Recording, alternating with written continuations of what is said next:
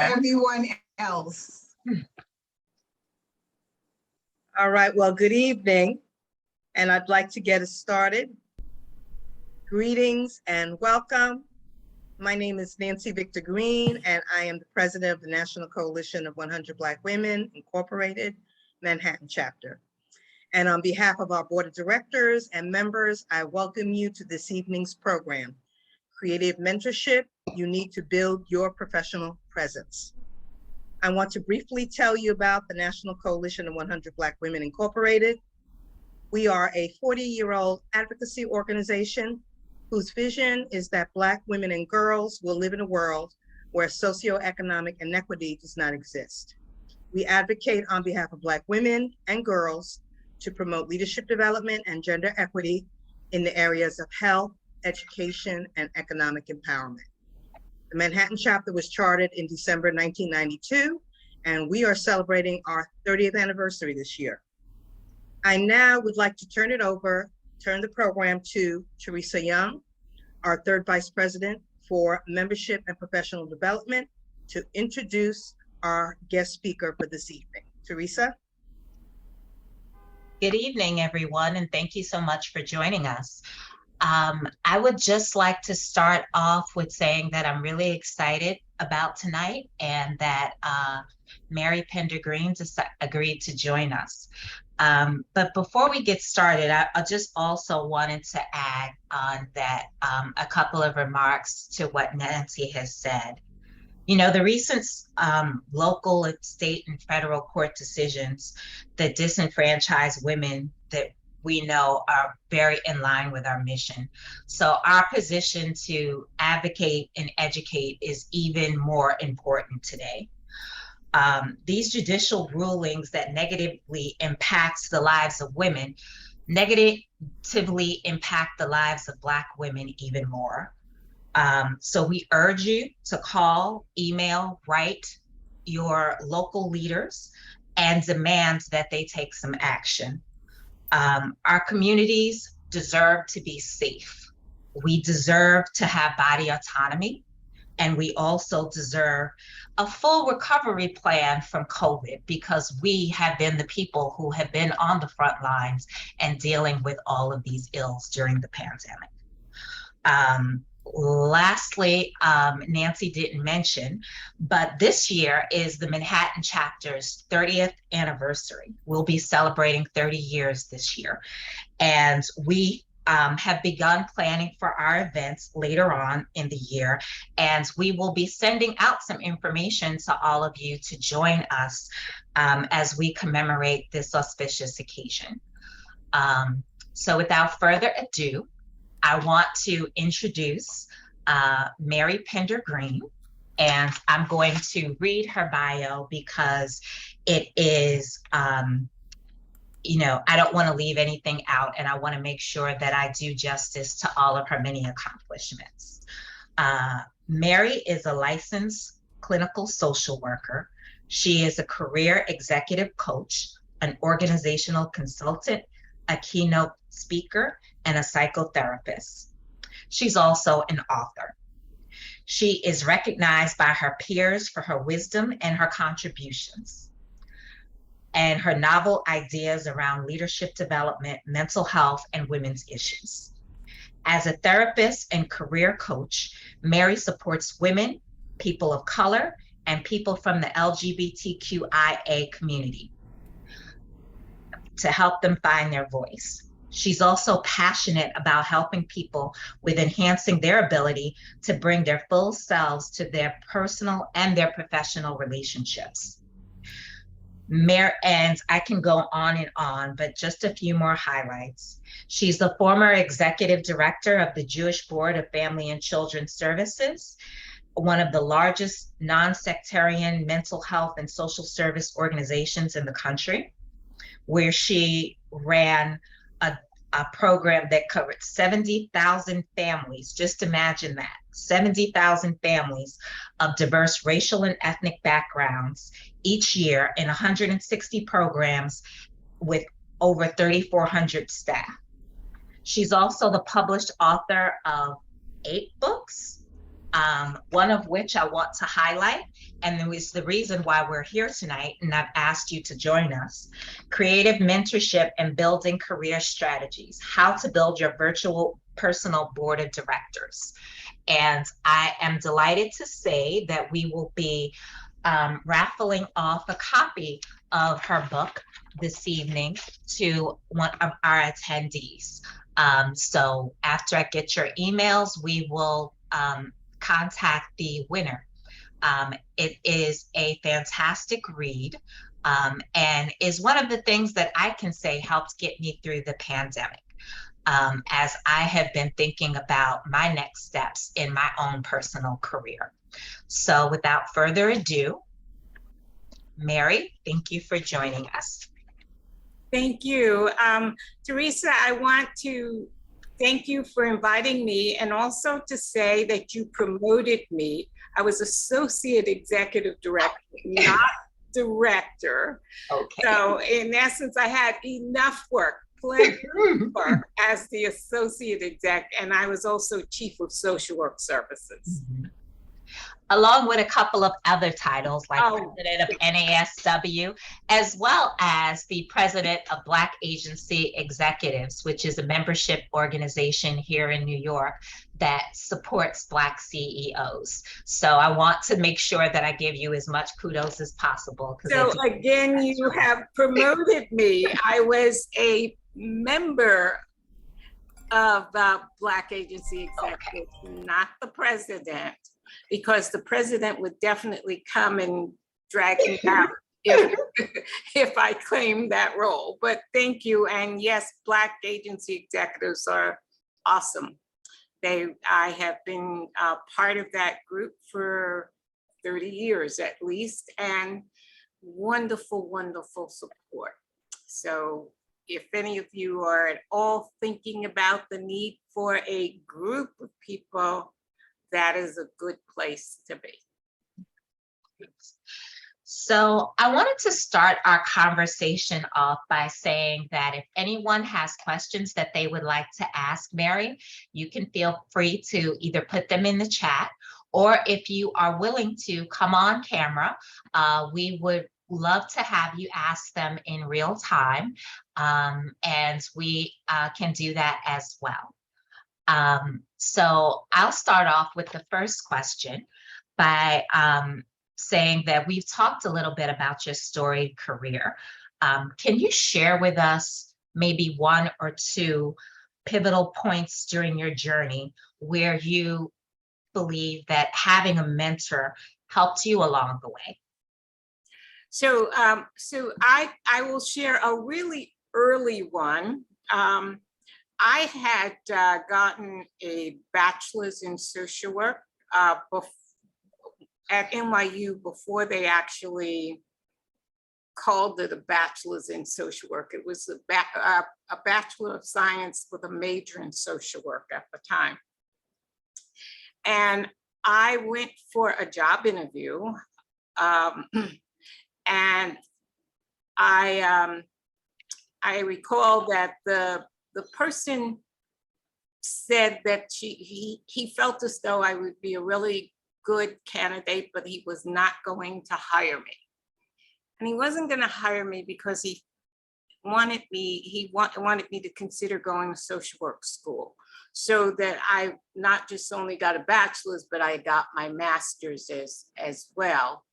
And no one in my family had gotten a master's at that point. So I was a little bit hesitant about it. He said, so I'm going to do you a favor and not hire you, but I am absolutely encouraging you to get your master's, because no matter how much other skills you get at this job, if you don't have a master's, you will not be able to rise as high as you'd like. And I never saw him again. But his mentoring moment with me changed the trajectory of the way that my career developed, because I went to social work school. And I can't tell you how often I have given mentoring ideas or moments to people that I never had an ongoing relationship with, and how helpful it was to me and how important I think it is. The other thing that I will share is a much more, a deeper one. I was often the only person of color in leadership roles in my organization, as well as other places as well. And it was difficult for me, but I never talked about it. Nobody else talked about it, and I didn't talk about it.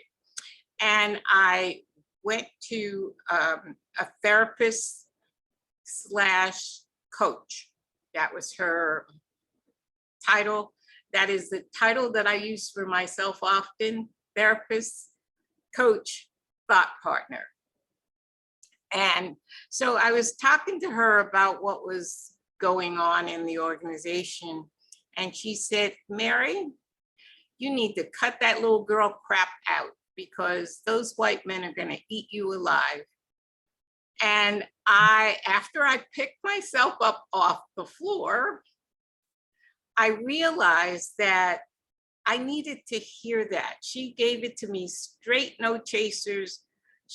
I had plenty of friends and folks that were in my family that loved me, but none of them were as direct as she was and clear about what it is that I needed to do.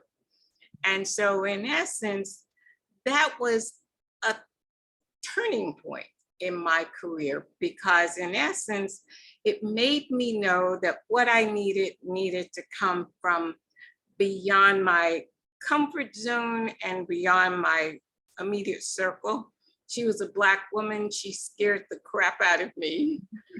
But in essence, it was what I needed. And so in essence, I carry it on by saying things to people that they might not want to hear, but I always say that you have friends that are going to tell you what you want to hear.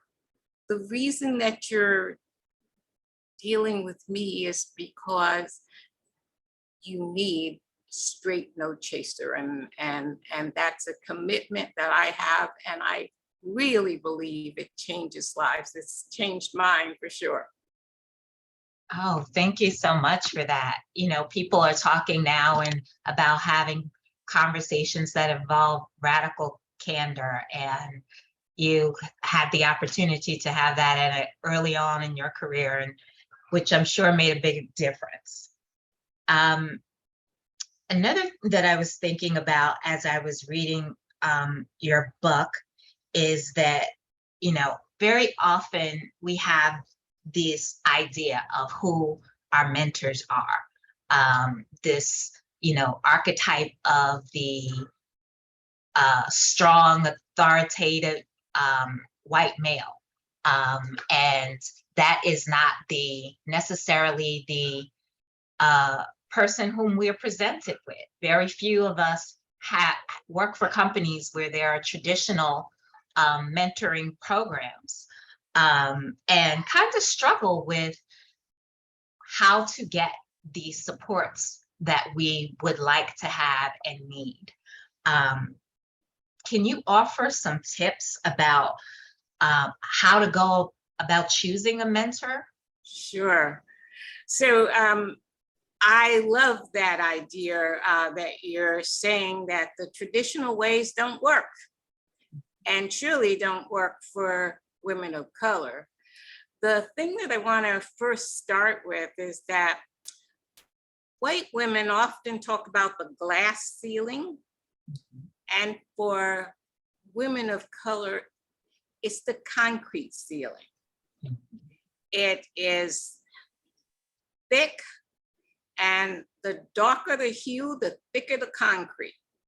And so it is absolutely important to keep in mind that there is definitely a roadblock to success. The other thing that's important to understand is that no one mentor can do it, that nobody is going to find a person that's going to sit there and meet with you every week and go over what your career is, what the roadblocks are. But a variety of people can absolutely become your professional posse. So in essence, what you're doing is getting a lot of different people to support you in different ways. And sometimes that person can be a family member. Sometimes it can be your boss. Sometimes it can be a colleague. And sometimes it could be a white man. You need variety because you have a variety of different things that you need. And I always think of the virtual personal board like a board of directors for an institution. That for an institution, the board is made up of a variety of different people. Some people who have finance, some people who have program information, some people who are creative, etc. So in essence, the board needs to be made up to help you as an individual to become the best person that you can be, personally as well as professionally. And I want to make sure not to forget to say this. You need a profession, but you need love too. So in essence, I want to make sure that when you're thinking about a virtual personal board, you're thinking personal and professional in the process, because there's nothing more painful than to sit with someone who's had a wonderfully supportive, exciting career, and they are dealing with I shoulda, coulda, woulda when they are ending their career. It is absolutely, everyone needs a personal life in addition. Anyway, I got off track a little bit, but that's one of my major issues. So you need a variety of different people and how you get them. So there's an expression that says, eagles don't flock. You have to find them one at a time. So that means that you're always looking, and I can assure you they're not hiding under your bed. They're not going to be in the credits of The Bachelor or anything else of that nature. It means getting off your comfort spots and doing things where other people that have the same values as you might be. And no matter who we are, there's a part of us that feels inclined to comfort. And I always say to people, growth begins where comfort ends. And so you absolutely have to allow yourself, increase your tolerance for discomfort in order to be able to meet people. And it's about networking, really networking all the time. I have more than 10,000 people in my contact list. Wow. And it means that you never leave a job without keeping in contact with people. You never let people at your job that you're working with leave without keeping in contact with them. You do all kinds of things. And my book explains the places that you can go and the things that you can do that is just sort of a part of how you exist. And so in essence, your organization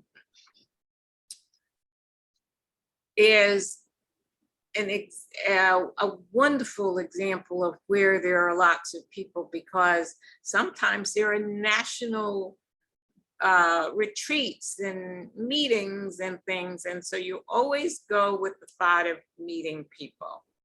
And it's not just, and you never, I say this in the book, but I'm going to say it now because it's one of the major no-no. You never ask somebody, will you be my mentor? Never under any circumstances ask somebody, will you be my mentor? Because in essence, when people hear that, most of the time, the people that you would want are people that are busy, really busy. And when they hear you say, will you be my mentor? They're thinking, oh my God, I've got so many things going on. How would I possibly make that possible? However, if indeed you follow them on LinkedIn, they wrote a book, they are a speaker someplace, and you be in touch with them about what they're doing. I cannot tell you how often I support people. Teresa, I am here today because you reached out to me and said, I read your book. I'm interested. And we will have a relationship. Wherein, if somebody came to me and said, gee, will you be my mentor? I'd say, I don't have time. But so in essence, I'm offering the mentoring moment, mentoring hour. And so in essence, whenever, this is also in the book, I talk about when you're going to a conference, like the National Conference for 100 Black women, right? You're having a conference. You're gonna figure out who at that conference do I want to get to know? Who do I want some mentoring moments with, mentoring time with, before the conference happens, right? You look at, and I always kind of keep a list of people that I want to connect with, right? So if you are thinking that you're going to this conference, you would then look at the program. Where is this person presenting? How do I have multiple opportunities to bump into them during the course of my stay there?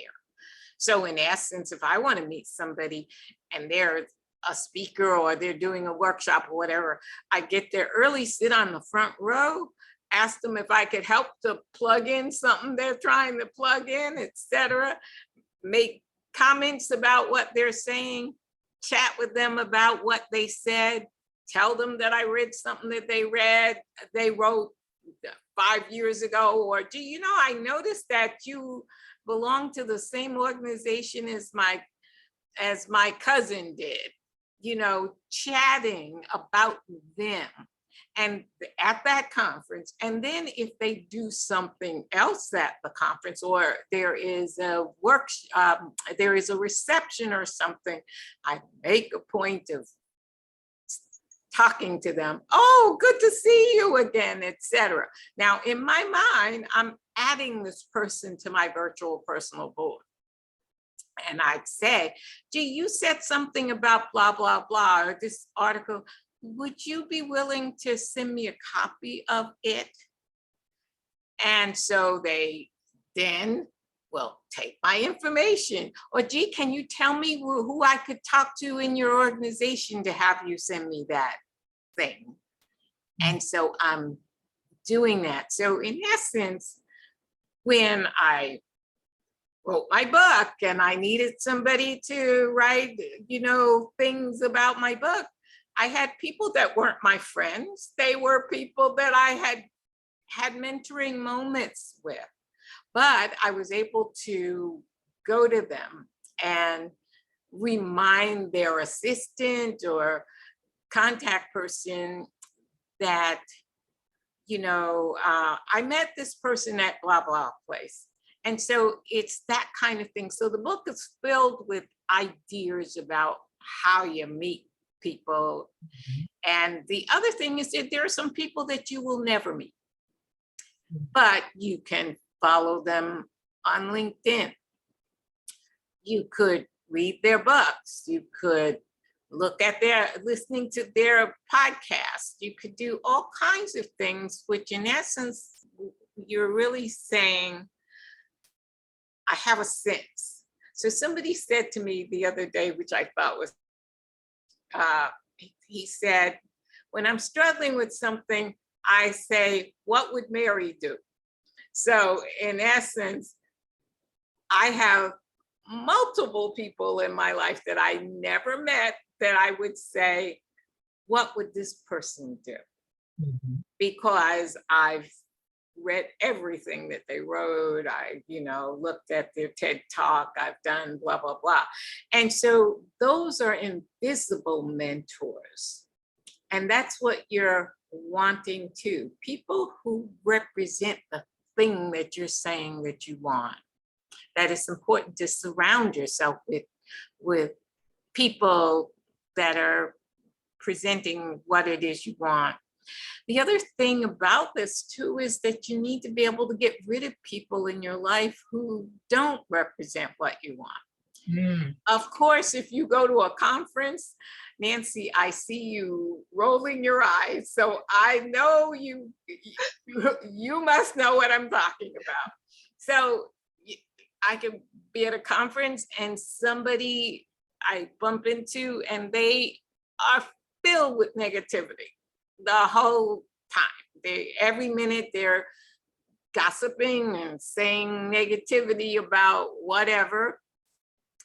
You need to excuse yourself and go somewhere else. Don't let people steal your joy. Mm. And you are always assessing all the time, is this person somebody that I would like as a part of my life, my network? And if they're not, you can politely remove yourself from the situation. And if they call you and you chat with them momentarily, for a couple of moments, but you wouldn't go out to dinner with them, you wouldn't share a room at a conference with them, whatever the case might be. And sometimes there are people at work that you have to interact with because the world is filled with a bunch of people that may not necessarily have the same feelings that you do about things. Oh, there was so much wisdom in that, in those statements. I was like, wow, yes. I'm also thinking about, people often think of seeking a mentoring relationship for someone who is new to the workplace or a new graduate. But I think more and more, I have come to realize, especially reading your book, that how important mentorship is throughout your life cycle, whether you are mid-career or if you are later on in your career or even in a senior leader or in the C-suite. You talk about the phases of mentoring. And how your needs change over time. Could you share a little bit of your insight? Sure. So the higher up you go, the more you need mentoring, especially if you're a Black woman. Because in essence, the world sees the leaders of the world as, charismatic white men. And so in essence, you need access to different events and being able to have the meeting before the meeting. You need relationships, et cetera, et cetera. And so in essence, no one is ever successful by themselves. No one, no matter how good they are, no one is ever successful by themselves. They always have somebody else that's helping. And so it's extremely important that the higher up you go, the more you need somebody that is going to help you. And keep in mind, most of the mentorship that I have, and the part of why the book is about creative mentorship, is that most of the mentors that you have aren't at work. They are people that you used to work with. They're former teachers. They are people from your church. They are your grandma.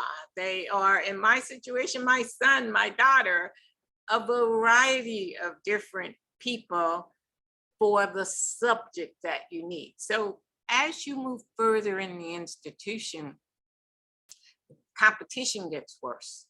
Competition gets more fierce because there are less and less positions that are available as you're moving up. And so what's so important is the recognition that it's unrealistic to do it yourself, that sometimes people think, I don't believe in politics, I'll just do my job. Well, there is no such thing as a job without politics. The political aspects of what it is that's going on at your organization. And many decisions are made at the golf course, but over drinks and at tea with somebody. I often talk about the need to have tea with people. And now that it's often virtual tea with people. Because in essence, this is all about relationships. Everything is about relationships. An example is that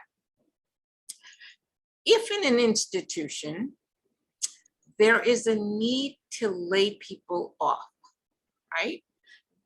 Got 50 people and you need to lay off 4 people, for argument's sake. Do you think that people just say eeny, meeny, miny, mo and decide who's going to be laid off? If it's a union shop, they might have some limitations. But if you are higher up in the institution, there is no protection of that nature at all. So an executive group gets together and decide who needs to go. So you need people who are rooting for you beyond your immediate boss, right? You need other people that know you so that when those conversations take place, people are able to say, Teresa is excellent. We might have somebody that's been here longer than her, but she's got to stay because she does this, this, and that thing. And I mentioned to you before we were coming on that Lynn is the person that really makes life work for me at MPGC. And so in essence, we're talking about the things that people do that makes them truly valuable to the institution. And your job is to make people know what your value is by talking to them. If you don't tell them, no one else is going to. When I was growing up, my father used to say, don't toot your own horn. That is not good. Wait for other people to acknowledge you. And I say to people all the time, everybody else's parent that I ever worked with, their parent must have told them, toot your horn. Oh, that's so true. Because that's what they did.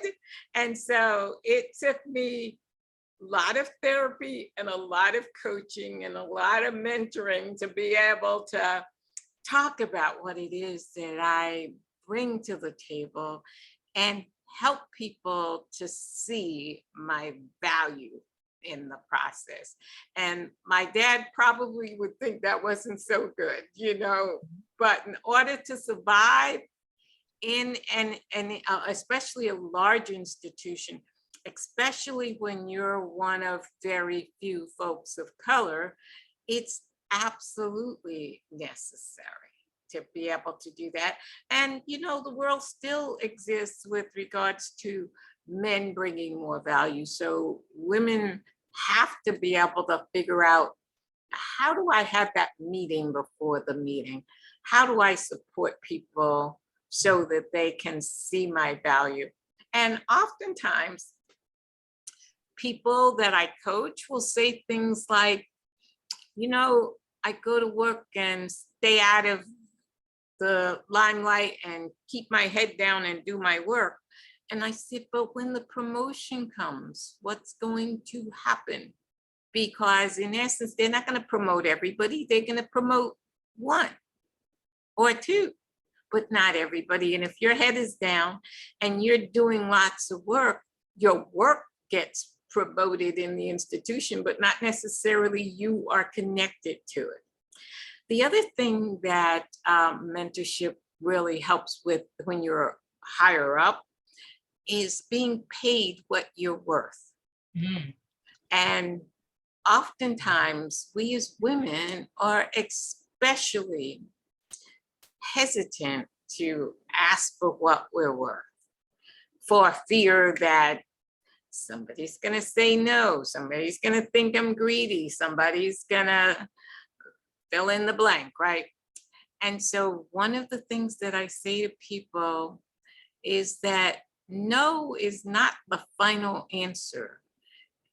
It's the end of that particular conversation and the beginning of a new. No, I can't.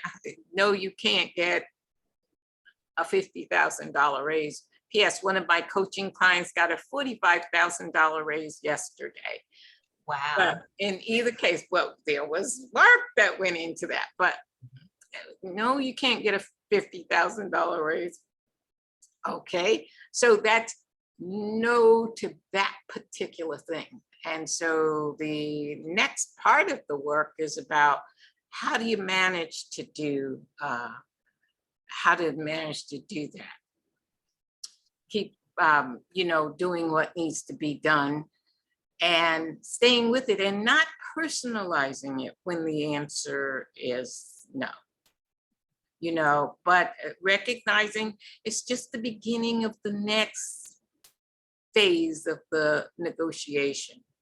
The other thing about no that I like to mention too is that no is a complete sentence. Mm. You can say no, and you should. I heard someplace that Warren Buffett made a statement that the difference between successful people and extremely successful people is that extremely successful people say no to everything except what it is they're interested in. Mm.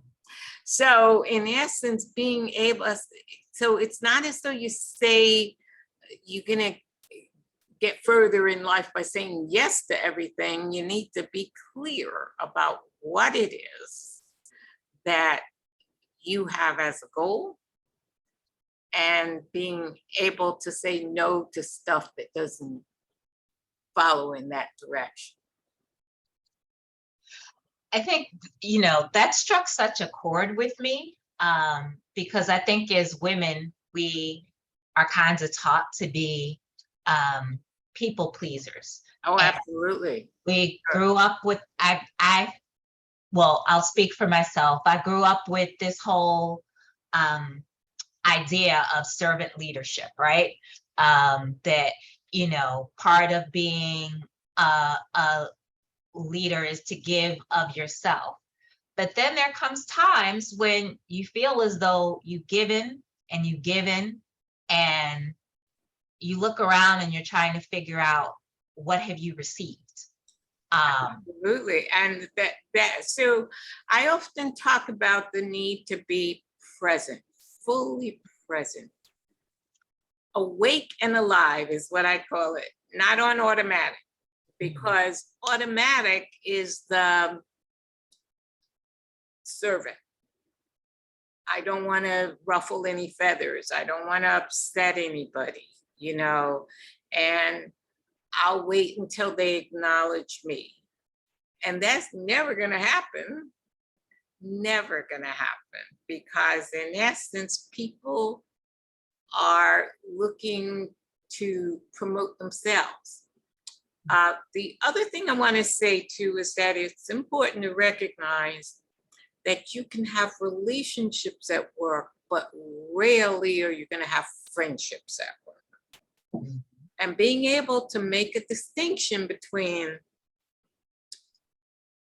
a work relationship and a friendship. And I am definitely under no circumstances am I saying that people never develop friendships at work. It takes time, and it usually happens when one of the people is no longer there. But in essence, you have to keep in mind that there's no such thing as secrets at work or friendships where it's going to override what it is that people might need for themselves. And so a part of what happens with people on my couch, they're wounded because they thought they had a friendship in somebody at work, and they did something or said something or stole something. I don't mean, you know, cash, but I meant stole ideas, didn't credit the people for it. And they were shocked because they thought that person was their friend. And so the issue at work often is that people are wanting to survive. And that's what they do. Oh, thank you for that. I'm going to just want to check in with our audience and see if there's anyone who would like to ask a question, or if you have any thoughts that you would like Mary to share. I think I see something in the chat.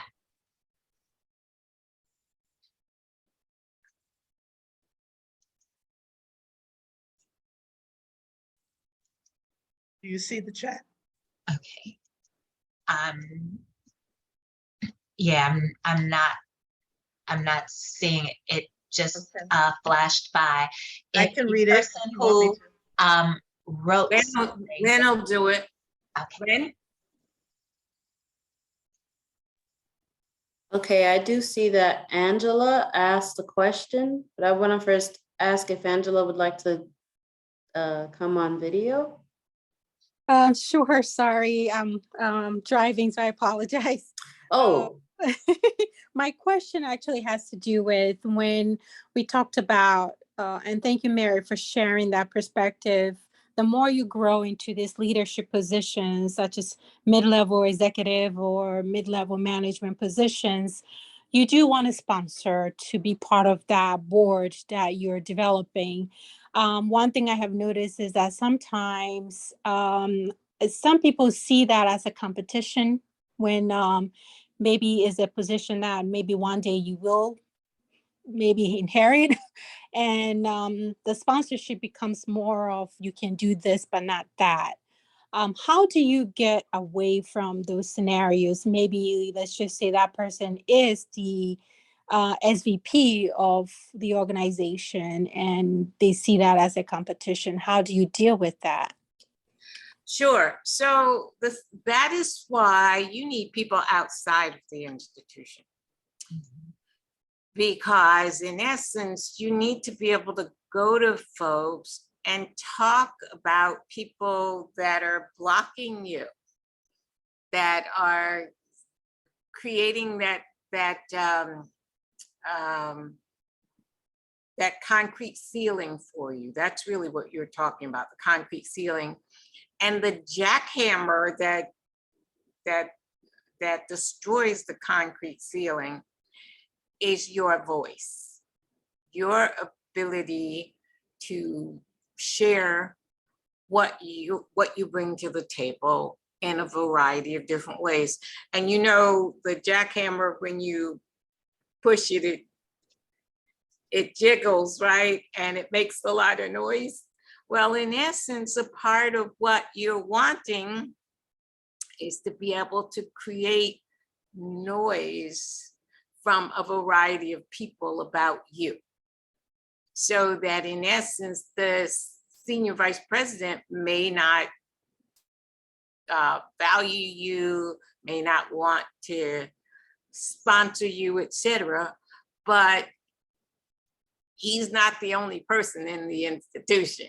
So in essence, you say, okay, he's not interested. Let's figure out, what about this one? What about that one? What about the other one? So that in essence, you keep at it all the time and people get to see and know you.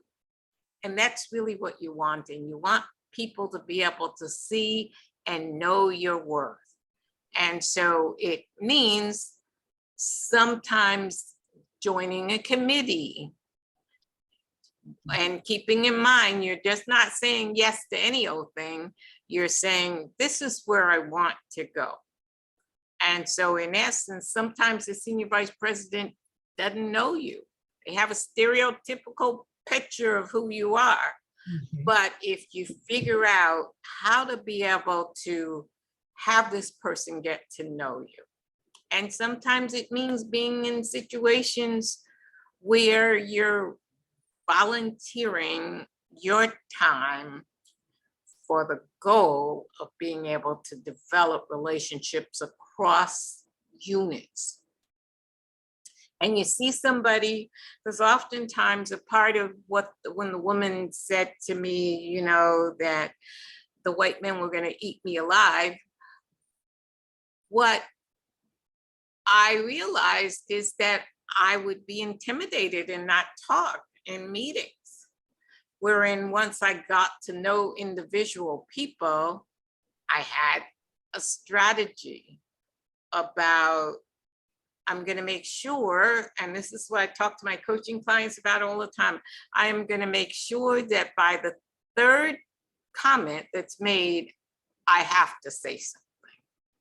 And so in essence, we're talking about claiming your voice and talking to people so that when you're in that room, you're not just in the room with strangers. You're in the room with somebody that you've had tea with. You're in the room that's with somebody that you have had some other interactions with. And so the goal, if there are 10 people in the room, the goal is to have some interaction with everybody at some point, so that then it becomes easier, because it's your voice that creates the jackhammer to destroy the concrete ceiling. Thank you. You're so welcome.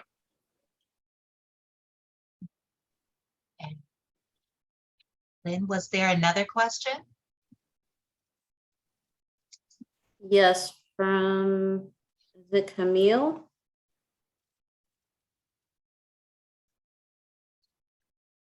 Camille here? Oh, there's. Yes, I'm still here. Would you like to My be on question is- camera? Sure. My question was related to trying to move up an organization. Right now I'm like a mid lower level manager, but literally everybody in my agency is like 20 years younger than me, and it's been somewhat challenging, like including my executive director. And yeah, so I don't know if there's anything specific. I mean, I know that I've experienced a lot of ageism, and what I feel like I should do is try to get a director position or assistant director position at another agency, but because of because of age-related bias, I tend to not want to do that because I feel like I could just be making my situation worse. How long So I have you don't know. been at your job?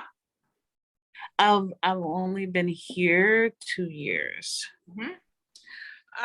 So the thing that comes to mind for me is therapy and coaching is what has caused my career to flourish.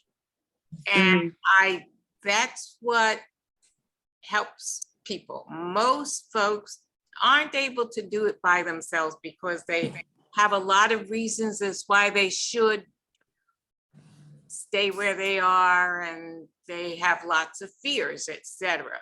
But that's what everybody has that. And so the idea really is about getting the support you need to look at options for yourself. This Right. is the best time ever, ever, ever, ever, ever, ever, ever in life to look for a job. Ever. Because everyone is looking for people. Yeah. Quite frankly, I don't know where everybody went, but there is definitely lots of spaces that are available.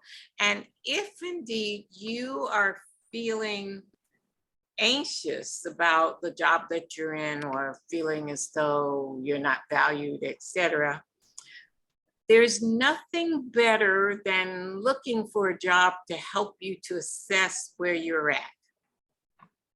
If Yeah. you go out and look for a job, you say, oh my goodness, this is worse than what I have. It then helps you to value more.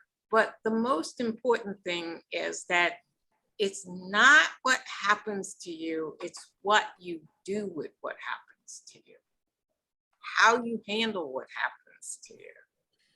And if indeed you are feeling distressed or hopeless, it shows. It shows. Oh, I was brought into the organization by somebody who wanted me to become the new director, and then they ended up leaving. There was a huge change, and so now I'm just like, I feel like I'm frozen out of whatever is going on, and it really is just, it's like I feel like I'd almost have to exert the same amount of new job energy in order to, and I would never even retain where I was before. So I got approved for a fellowship in my industry. So that's going to help me make a lot of new connections. And basically the whole point of it is a social justice venture partnership. So they are looking to mentor people who want to be in leadership roles, people of color, people with lived experience. So I was very hopeless until I got that email this week, to be honest. Awesome.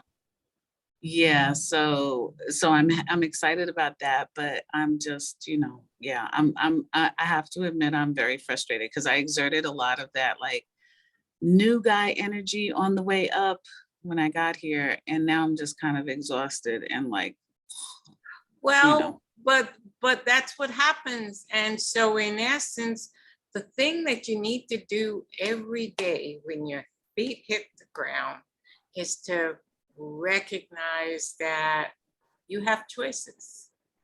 And I'm looking at you, and you surely don't look as though you're old. Thank you. I don't know. I'm feeling like it though. I understand. And so people, the wonderful thing about aging is wisdom. That you come with knowledge about things that younger folks don't have.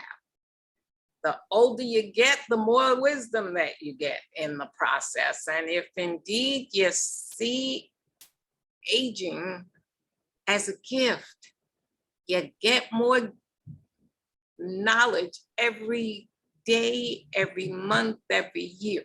You get more knowledge.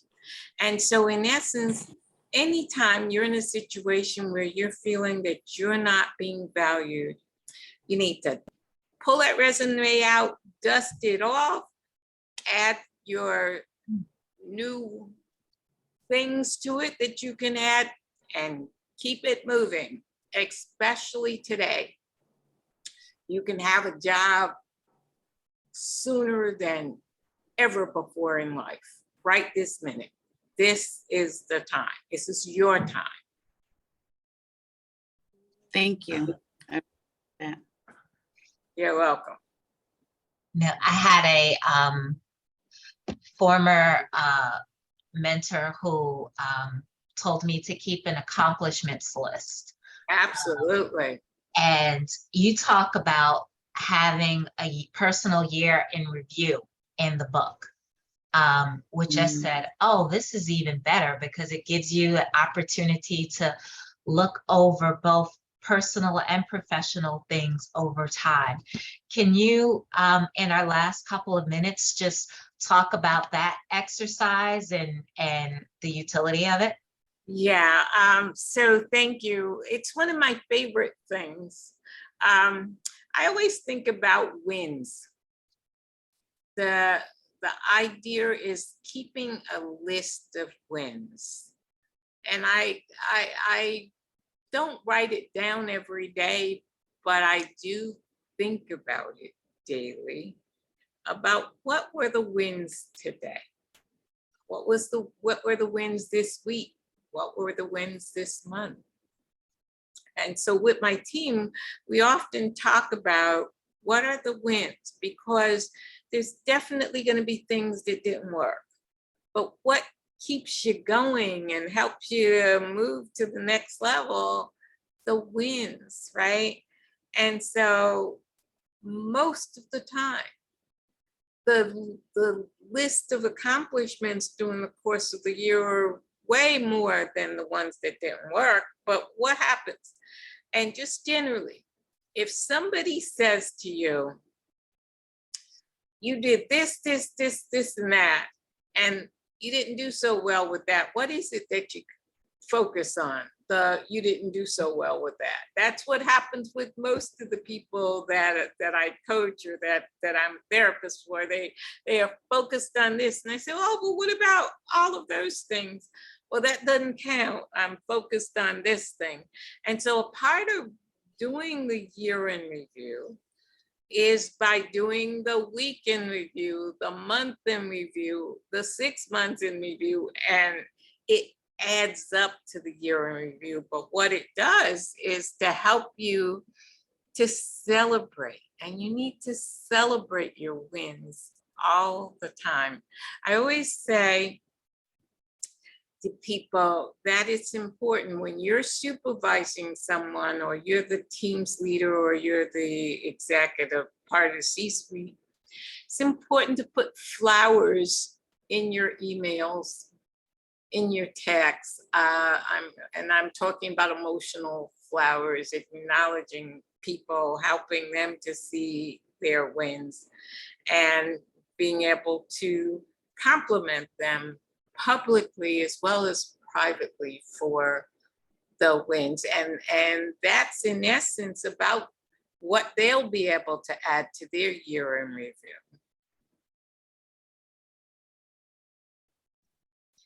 Thank you so much for that. So we're coming up on 7 o'clock. So I want to, I think I saw one last question. Or did we get them all? We got them all. Okay. Okay. So I want to, again, thank you so much for coming and sharing this hour with us and providing your wisdom and knowledge.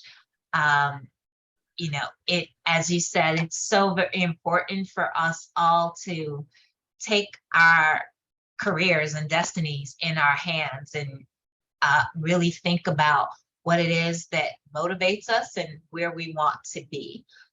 So I'm really grateful for you coming in and talking to us about setting up a new paradigm, because the old one isn't necessarily working for us anymore. You need a cheering squad. Here, definitely. So, Nancy, do you have any last comments? I'm going to definitely rush out and get that book, because it sounds like I need a lot of what's in that book. I mean, so many nuggets in this that I'm looking forward to listening to the recording again. And I'm looking forward to seeing you speak and read your books and every other kind of things. I'm going to follow you, in other words. Oh, definitely. Thank you so much. Thank you. It was indeed a pleasure. Thank you. Thank you. This is Vivian, and I'd just like to make a comment to say it was an excellent presentation, and I do follow Mary Pendergreen and have followed her for years, and I have been in seminars or workshops that she has presented, and I learned about the virtual board of directors, and that is what I definitely tried to establish. I have established it, and it makes a world of difference. So it has helped me to grow personally, professionally, and I want to get that book too. So when you do the raffle, I hope it's Vivian, but if not, if it's on Amazon, I will buy it. That's not to say put me, don't count me in for the raffle for the book, but I'm sure that it is going to be a gem. So thank you, Mary. Thank you, Coalition, for bringing this program together. And as Nancy indicated, I do follow and stay in touch with Nancy and the Coalition, and I'm still a member at heart. My schedule didn't allow me to be actively involved as I was before, but I always will be a member of Coalition and will have you at my heart. So thank you for letting me share that. Thank you, Vivian. Thank It was you, good Vivian. seeing you. Yeah, same here. Okay. Thank you, everyone. Have a good night. Okay, Good good night. night. Thank you. Bye. Bye-bye.